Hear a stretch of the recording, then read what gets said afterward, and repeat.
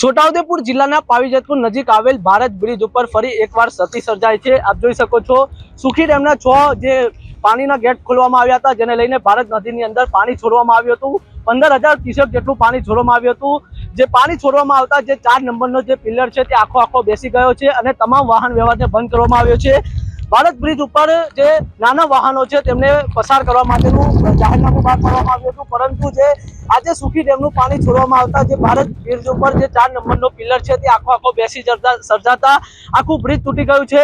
મહત્વની વાત એ છે કે જે ભારદારી વાહનો માટે જે ભારત બ્રિજ પાસે જે ડાયવર્ઝન બનાવવામાં આવ્યું હતું તે પણ આખું પાણીમાં તણાઈ ગયું છે અને જે તંત્ર દ્વારા જે આ ભારત બ્રિજ ઉપર તમામ વાહન વ્યવહાર બંધ કરવામાં આવ્યો છે, ત્યારે હાલ તો વાહન ચાલકો મુશ્કેલીમાં મુકાયા છે અને આ બ્રિજ જે 4 નંબરનો પિલર બેસી જતા વાહન વ્યવહાર તંત્ર દ્વારા બંધ કરવામાં આવ્યો છે। Rihan Patel, vibes of India Gujarati news, Chhota Udepur.